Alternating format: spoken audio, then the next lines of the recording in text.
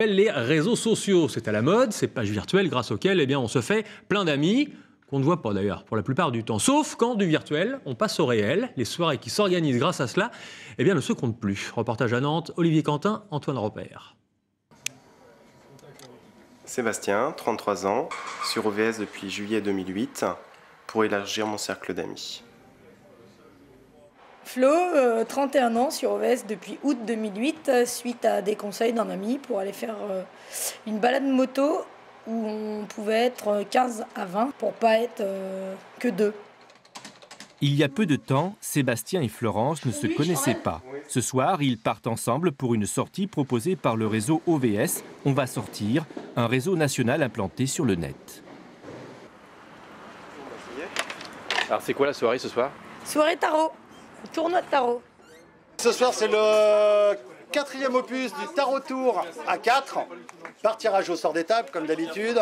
Fred est membre du réseau depuis 1 an et demi, mais très rapidement, il est aussi devenu organisateur de soirées pour satisfaire sa passion du jeu de cartes.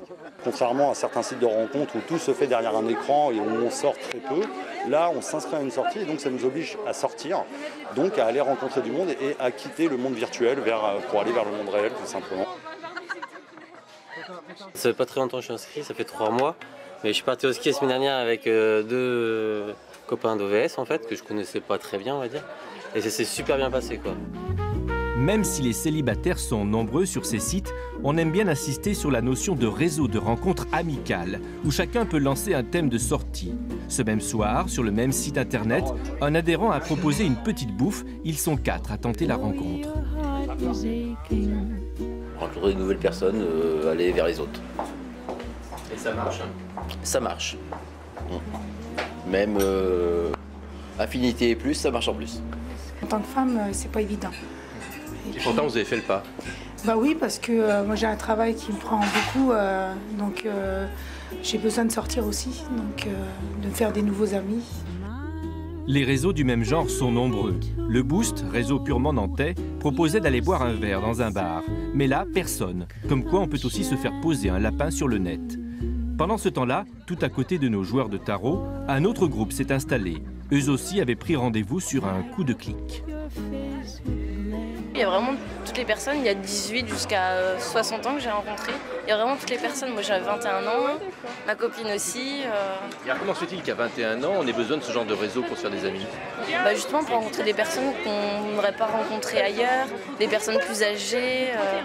Ça nous ouvre l'esprit, quoi, c'est bien. Greg est barman, il a vu se multiplier dans son établissement ses rendez-vous de réseau. Je pense que le fait que Internet se soit mis dedans, ça a fait sortir certaines personnes qui ne sortaient peut-être pas avant. Et donc ça permet qu'ils se rencontrent sans avoir d'a priori et d'appréhension. Voilà. Internet finalement est un outil qui peut fabriquer l'isolement tout comme favoriser la rencontre. Bonsoir Olivier Quentin. Bonsoir. C'est vous qui avez réalisé ce reportage. Alors j'imagine que vous êtes inscrit. Comment vous avez fait? C'est quoi le mode d'emploi? Alors c'est très facile, hein. Vous choisissez votre site, votre réseau, vous prenez un pseudonyme et puis vous mettez quelques renseignements vous concernant, votre caractère, vos loisirs préférés, le moins possible si vous ne souhaitez pas en mettre beaucoup. Et puis ensuite, libre à vous de choisir l'une des sorties ou plusieurs qui vous sont proposées. C'est totalement gratuit ou alors il y a un petit coût? Le principe de ces réseaux, c'est la gratuité. Au moins au départ, l'hébergeur du réseau se faisant de l'argent sur les publicités qu'il accueille. Et quand, comme OVS, on revendique 450 000 adhérents sur la France, évidemment qu'on intéresse ces annonceurs. Mais au départ, c'est la gratuité. Vous payez juste votre repas, votre ticket de cinéma.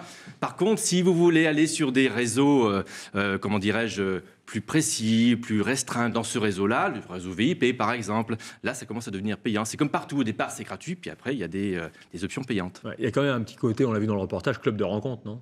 Alors je vous vois venir avec vos gros sabots, là c'est pas un lieu de drague, pas forcément en tout cas un lieu de drague.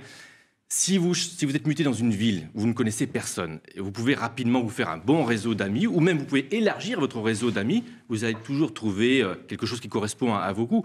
Après, si vous rencontrez l'âme sœur, tant mieux pour vous. Ouais, là, on a vu quand même que quelqu'un se fait poser un lapin. Est-ce qu'il peut y avoir de très mauvaises surprises quand même? Est-ce qu'il y a des pièges à éviter? Sur d'autres types de réseaux comme Facebook, on en parle beaucoup en ce moment, effectivement. Si vous organisez votre anniversaire, vous invitez vos amis via votre réseau Facebook, qui eux aussi mettent votre invitation sur leur propre réseau. Et là, vous vous retrouvez qu'une centaine de personnes que vous n'aviez pas invitées au départ. Là, c'est la cata. Et effectivement, il faut bien savoir que si vous mettez une information sur Internet, c'est comme si vous mettiez un panneau publicitaire sur une autoroute. Ça rencontre beaucoup de monde. Merci beaucoup Olivier pour toutes ces précisions. Et ces deux réseaux, eh bien, vous pouvez les retrouver sur notre site internet france3.fr, région Pays de la Loire. On vous a mis un lien vers OVS, donc on va sortir. Et le Boost avec Dozo. Le festival de poupées en Vendée accueillera du beau monde en juillet à Saint-Malo-du-Bois. Mika, M et les Cranberries, voici les 3 premiers noms qui ont été dévoilés aujourd'hui. Mais pour faire venir ces artistes, il faut de l'argent. Élodie Soulard, Damien Ravelot. Surprendre, se faire plaisir tout en maintenant l'équilibre financier, c'est l'éternel problème des festivals. En faisant venir des têtes d'affiche comme Mika, M ou les Cranberries, le festival de poupées tape encore un grand coup cette année. Et depuis 24 ans, cette programmation est possible grâce au financement